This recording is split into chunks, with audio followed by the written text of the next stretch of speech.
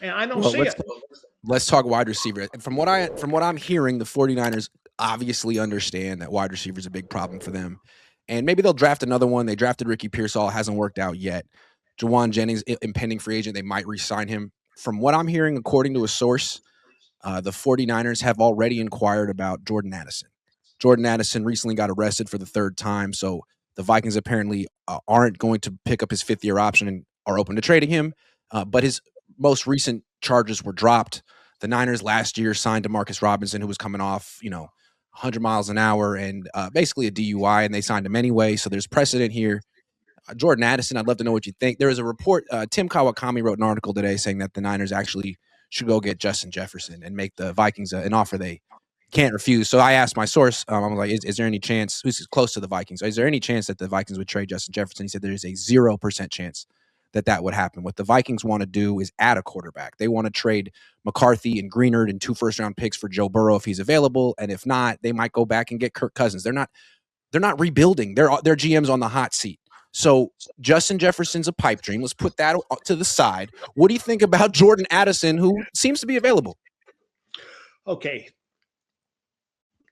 He may be available, and he may be talented and all that, but how is he going to fit into Kyle's pass offense? Kyle could not find a way to use Ayuk when Ayuk was healthy. Not that much. Not that much. So No. what is going to tell you as a probing journalist and a thinker and the quality control guy, how is he going to use, the kid from the Vikings, Addison, any better than he could not use Brandon Ayuk? He'd probably give him 100 targets. He'd probably catch 70 balls. He might go for 1,000 yards and have like 6 or 7 touchdowns. But at least he probably play 14, 15 games, unlike Ricky.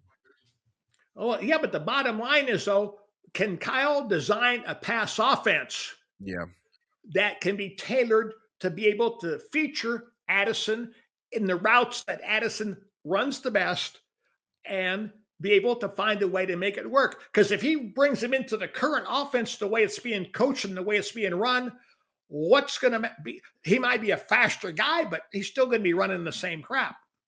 And what makes how is that going to get him open against Seattle? What makes the Niners feel like they can sort of like get the best out of Jordan Addison when like Brandon Ayuk just, they've had really bad luck with young wide receivers who are expensive and have, sort of a mischievous streak. That's Jordan Addison. You're just getting past Brandon Ayuk. This guy does a lot of the same stuff. Well, there was a problem with Deebo Samuel also. He was not exactly a great fit from a personality perspective for the Niners. They had some troubles with him as well. Yeah. It gets back to your expectations and your discipline for them as a wide receiver, as a quarterback, as a whatever your concepts are, how you coach them, and how you teach them and how they respond to you. And that's the biggest weakness.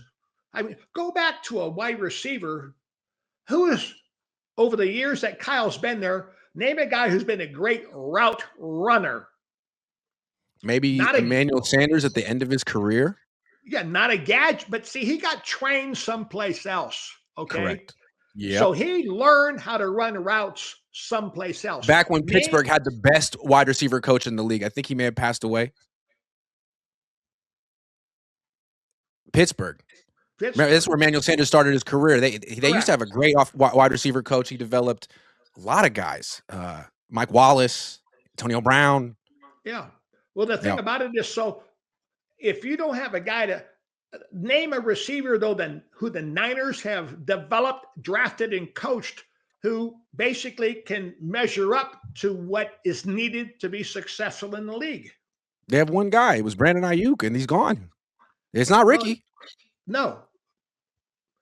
So, and they used to have a pretty good wide receiver coach in Wes Welker. I thought he was pretty good. I don't know about Leonard Hankerson. I just don't see it. I just watch, even in the tapes that used to shoot during the training camps and all that, and I watch them in the games, their releases, even against bump and run, my God, they never stack the defensive back.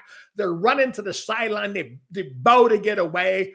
It's just, you got to think two through and beyond the corner versus bump and run. You can't get occupied looking right at, there's so many things that would just drive me stinking nuts. I would have to take those receivers back to school day one and say, okay, this is how we're going to play the game. This is how we're going to work on releases. This is how we're going to work on our stems and our routes, our stick moves, our feedings, our sprint phase, our breaking point phases, and go back to basic one-on-one football as a wide receiver.